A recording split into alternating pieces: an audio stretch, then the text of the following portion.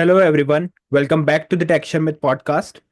Today, I'm thrilled to introduce Jessica Cecilia Budianto, a brilliant technologist joining us from Indonesia. Jessica is one of the well known Google developer expert and a passionate advocate at the intersection of web development and data science. Not only this, as an active Google Developer Group organizer and Women Tech Maker member, Jessica dedicates herself to writing educational content for the platforms like Dev Community. So today we will explore cutting edge web performance strategies and how a community shapes successful tech careers. But before that, Jessica, thank you for being here in this episode. And to start, could you please just tell us a bit about yourself? Okay, thank you so much, Amit, actually, for inviting me in here. It's a greatest pleasure actually for me. And this is also my very first time doing a podcast in English, so pardon my English. But okay, maybe you have introduced me a little bit before, but let me introduce myself properly. My name is Jessica Cecilia Budianto, and I'm a front-end engineer in Omni HR, HR management platform from Singapore, and also I'm one of the Google developer expert for web from Indonesia. Yeah, that's the brief introduction of myself. All right. And now, just to start from a very basic thing, let's start at the beginning. So, Jessica, can you tell us about your journey into the tech field? Like, what initially inspired you to pursue a web development, and then later on, you also started your uh, learning for the data science as well. So, it all started? Okay, so honestly, even after to have a career in tech, it wasn't my plan since the beginning because Okay. at the, at first in high school I was interested in biology sector instead. So clearly I didn't have even I didn't have any background in coding before. Mm-hmm. Until one day, suddenly I learned about HTML and suddenly I found it interested and I was like, oh, why don't I start a cat? Why don't I learn about this more? Why don't I choose this car as my career? And just like that, I got into the informatics in college. And finally, after graduated, I even became a front end. But yeah, as you can see, since the beginning, it's always the front end, right, that got me interested into coding. And so it's only natural that I ended up having a career in front end. But data science was also one of the paths that I learned, of course, during my college time. Mm-hmm. And it almost got me into the data science career because I use machine learning in my final project in college. So Okay. I was like, oh my God, this is so interested. Why don't I choose this as my career? But well, I got accepted into front end position instead. And not gonna lie, it has been comfortable for me. So yeah, I choose a front end instead. But nonetheless, I still keep myself updated with the latest knowledge about the machine learning in general. So because who knows, maybe I will cross paths again with the science in future. Okay. All right. Okay, so yeah, Jessica, like this is a quite inspiring to journey for you, obviously, because the way you started, like firstly you were a biology student, and then you decided to start your career into IT, and you started learning HTML, which was the first technological thing that encouraged you to be a part of the IT industry. So let's talk more about this because now we are getting into the technical side. So what do you think, like which front-end framework like did you prefer for building the modern web applications?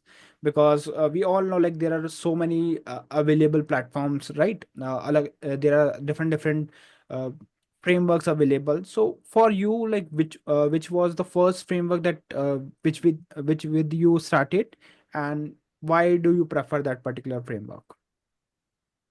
Okay, so even in my college, because yeah, the very first framework that I learned for the front end is definitely the vanilla JavaScript one, right? Mhm. And I was I actually didn't like it back then. somehow I changed my mind over the time I learned front end.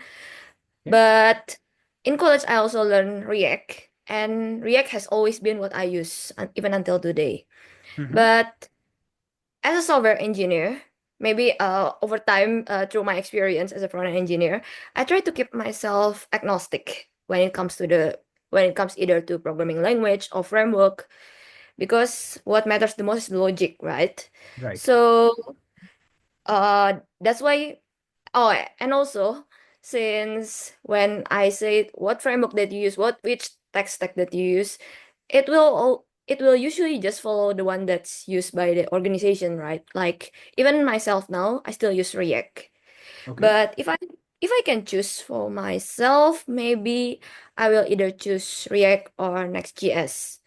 The reason is because they are not gonna lie, they are what are the most comfortable for myself, Mm-hmm. and they provides me with great support from the community. Lots of people use it, and also they provide me what I needed, but not too much, because sometimes framework tries to be super framework, right? Like super app. And what's important is I believe their development won't be like dropped in the future, in the near Okay. future.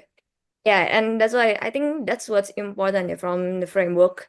So it doesn't have to be so sophisticated. As long as it's enough, then it's okay. Okay. So you just mentioned that their development won't drop in the future. So what do you think? Like Right. AI will be impacting it or not? Because nowadays everyone is talking about the AI. Hmm. Well, if they won't be like, okay, suddenly we drop this, and then suddenly we cannot do this anymore, or we enforce you to do you have to move to this, or you have to not use our framework again. Okay, Mm-hmm. then that's a bummer. But at least for now, it's stable. Everyone's still using Right. it, right? And yeah, that's why as long as the community is strong and everything, I think Yes. that's what's important. Yes, and I'm also completely agree with you on this point that yes, this is one of the stable framework for web Right. development because everyone is appreciating it and there is a very large community. So Right, right, for a longer term, like it will be used and utilized by other organization to build their applications and to serve for the IT. So right. obviously, like it is not going somewhere. Yeah. Okay. Now, let's talk more about the web application because we often hear that there are some concepts like lazy loading and the code splitting. Hmm. So, what do you think? Like, what are like if someone asks you to explain this concept like lazy loading and the code splitting, because we all know that it can improve the page load time, right? And Right. whenever we are talking about the web development, it is very important. Like it really matters the page load times, right? So what do you think, like where developers often go wrong whenever there is a implementation of lazy loading and code splitting? Okay. Lazy loading and code splitting, they are interestingly, yeah, they affect the performance, right, in Yes. general. But I think what I found really interesting is despite they are affecting the performance, but we cannot treat them the same. That's what's Hmm. interesting. Like for the codes, okay, let me talk about lazy loading first. Sure. Lazy loading means that some of the component that's not visible in our page, we can lazy load them, right? We can just not load them immediately after the page is loaded. Hmm. So maybe after it comes, after the user scrolls or something, then the component just come. But the to do lazy loading, the problem is sometimes this is not something that's better prepared ever since we create a web since the beginning, because Hmm. like sometimes maybe the case is too simple, or yeah, the page itself is not too complex, and even the whole components can just be visible in single page. You Right. don't even need to scroll or anything. And when it happens, I mean, like, why should we lazy load this in the first place? Because lazy loading, if it's not handled properly, or Hmm. if we overuse it in general, it will definitely affect the SEO, I think. Because, like, for example, if the greatest component that's visible, that's lazy loaded instead, then it can affect the LCP quality instead of the web, or even worse, it can even create a layout shift across the other components. So that's why if it's not really necessary, let's not do it in the first place. Okay. But when it comes to the code splitting, it's different because contrary to lazy loading, it's something Mhm. that I believe we should do it. We should think about it ever since we create a project, ever since we create a feature, we should think about it because code splitting is more than just about performance, but more for developer experience. Yeah. Because like if I mean yeah, let's admit it. If the code is like 100 or even 1,000 lines of code, it's gonna be really annoying like to debug or to find a Correct. line. It's gonna be a really frustrating experience. So that's why code splitting, I mean, well, we should not split it until like it's just like 1 or 2 lines in a single file. Yeah, we don't really need to do that. But for the sake of developer experience, I think it's something that should be planned since the beginning, and it should be our mindset when we create a feature or even when we start a project. Okay. All right. Yeah. So I think now these two concepts are clear to specifically to those person like who have recently started their journey. So now they have Right. some tips like why lazy loading and the code splitting are impacting the project. So thanks for sharing these Right. information. And Yeah, so cosplating since ever si- I think it doesn't matter whether you are a beginner or you are already fluent with yes. tech. Cosplating is important to think about. Right, right. Because yes, I'm agree. Like whether you are in a development phase or as a beginner or as an expert, you need to take care of these metrics. Otherwise, it might impact your project for sure. Right. Okay, so Jessica, let's talk more about the technical things because we all know that with the rapid advancement happening today, uh, AI Hmm. is also in the came into the picture. So, from your perspective, how do AI and web development intersect with each other? So, what are your thoughts on it? AI and the technology these days. It's always been the concern of everyone, right? Right. Like whether the AI will replace us as software engineer, whether it will replace non-tech positions. It's always been a concern these days, right? Mm-hmm. And I think not just for, but in general, if we talk right now, I think not just for web development, Yeah. even for software development in general, AI actually has been very helpful because it can help to improve our productivity. Like, for example, I found this legacy piece of code that I didn't really understand what it's talking about. Then I can just copy paste it to the AI. Maybe I will have to censor some of the confidential things beforehand, but I can just ask AI, "Hey, bro, what is this code talking about?" Yeah. And well, AI can actually help me learn how this legacy code actually works, how the initial developer thinks, why he creates it like that, something like that. But aside from it, because yeah, that's AI for productivity, right? Mm-hmm. Aside from it, what's interesting is that AI has always been, yeah, I think this is more like FOMO, yeah, FOMO phenomena. Okay. So when you use AI, it's usually like you usually use it as the main feature, right? Like for detection of to help you understand the sign language or to help in traffic, something like that. Mm-hmm. But what people I think rarely explore is how to use AI to improve user experience. Okay. And that's what I'm suddenly interested to do after discussing with the Gemini beforehand. So I asked Gemini, what do you think should I can use AI in web? And Gemini actually recommends this. Why don't you use it like to improve user experience? So that's what I'm trying to do. I use AI as the complementary of the web instead Okay. of the main feature. And I will showcase this idea yeah, maybe just MVP product first, later on in the BWAI. So I think by the time this podcast published, I think the Yeah. BWAI is already passed by that time. Okay. All right. So, like, is there any particular project that you have recently worked upon where you have effectively used this AI tool, or maybe any other AI extension? Like, did you get a chance to use it now? Right. Actually, right now I use WebStorm. Mm-hmm. So yeah, disclaimer, I didn't pay. Yeah, there are two types of AI in WebStorm. It's JetBrains product, right? And they actually provide two kinds of AI. The one is that's included in the basic membership, Okay. and the other one is like the specific AI that will help you to autocomplete and everything. But even for the basic one, it already has the autocomplete feature, so that's why I thought it's fine. Mm-hmm. And I think it's really helpful. Those again, this is what's tricky about AI is that we have to double check it because sometimes because of this, even if just because of this autocomplete, it it got me into error because suddenly this is undefined or this is non-existing. Why? Or turn out it's because I just tapped the autocomplete without checking it again.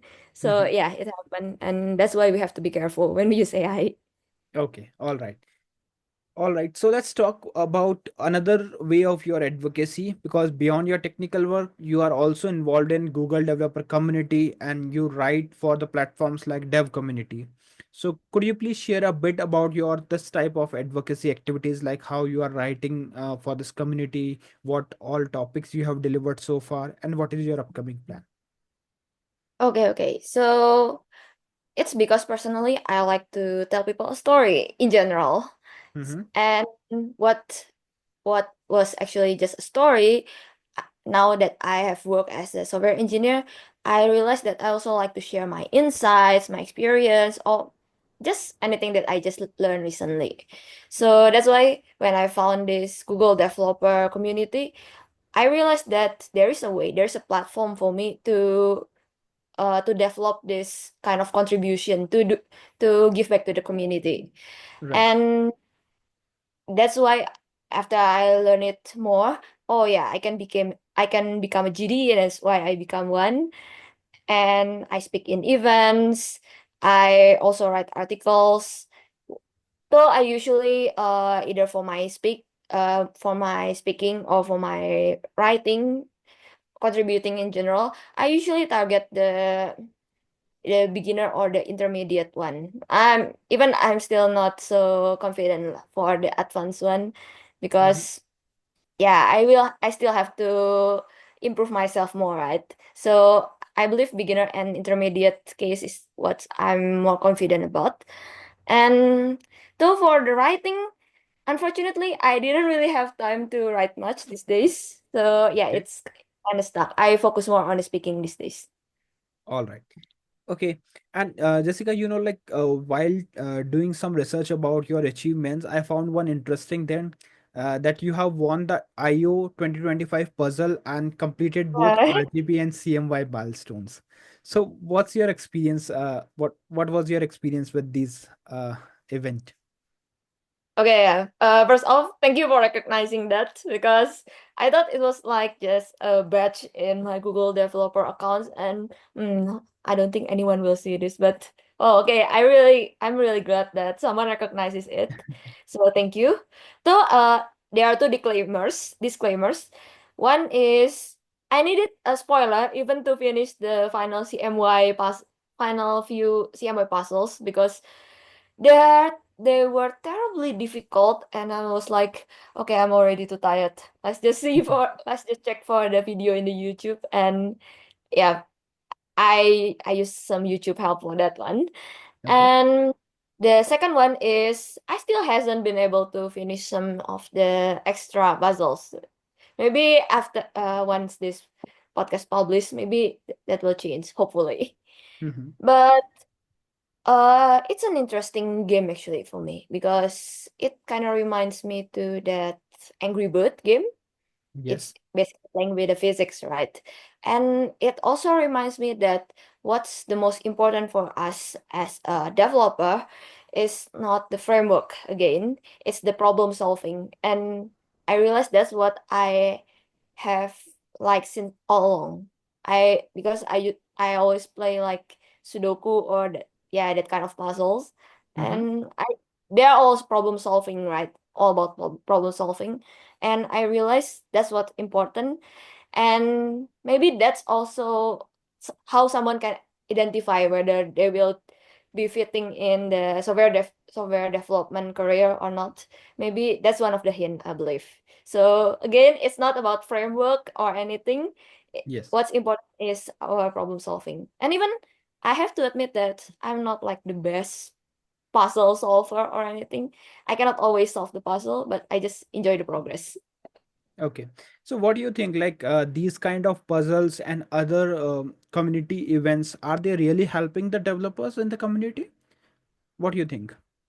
I believe so because it also makes you, maybe it's like even for the non-tech, they will be confused. Why there is a puzzle? I thought it's all about coding, and that's Yeah. the point, right? It's it's the mindset of everyone that when it comes to software development, it's always the coding. And if you cannot do if you cannot program, Mm-hmm. you will consider yourself that you won't be fit in software development, but that's wrong. That's exactly where it's wrong. So I believe this also where you realize, oh, actually I have the capability, but maybe if I'm not fitting in, for example, front end, maybe I will fit better in back end, like who knows, because I just enjoy this problem solving process. Okay. All right. So now we will talk bit about your role as a woman tech maker member, because Mm. we all know that this is a prestigious title. So what do you think? Like, what steps do you believe are the most impactful in encouraging more women to pursue and stay in the tech careers? And as a woman tech maker member, how you are helping the women community? Okay. For this one, I believe it's not just for the women because, well, I know I am also a woman, and as a woman, we face lots of bias, right, in the society. Maybe not just in career, in our education. Yeah, we face it sometimes. Mm-hmm. But I know there's always someone out there who even maybe even if it's men, if it's women, they will still face this kind of bias or discouraging treatment when they try to learn or do something that's well unusual in the society. Okay. And okay, first off, just a disclaimer, I won't encourage them to go against the world. No, no, no. We won't go too radical like that. But what I learned recently is that, and based what I learned recently, I want to encourage them to find the right people, find the right circle, find the right community where, and they will help you realize that you're not the alien. Okay. That really to have an interest in tech as a woman is normal. It's actually acceptable and it's encouraged. And I believe these people will help you with that. And they can also, I believe they can also help you to communicate this kind of interest or this kind of activity that you want to pursue to the society that maybe at first didn't accept you well. Okay. Fine. So you mentioned about the finding the right people. So what do you think, like who were those right people in your life? Because we all know that everyone has their support system, right? So who were Right. those key people in your life who have helped you in your journey? Hmm. First off, I think I have to thank those who have been there since the beginning, right? The very beginning one is, yeah, to my gut and to my parents Mhm. because yeah, I'm really grateful that they allow me to be like myself, to pursue the career in tech. Fortunately, my parents support my decision to be a software developer. But aside from my family and my gut, I also want to mention my best friend Stella Mhm. because uh despite all of our differences, she's always been there for me, and she's always be patient with all of my antics. So yeah, I really thank her.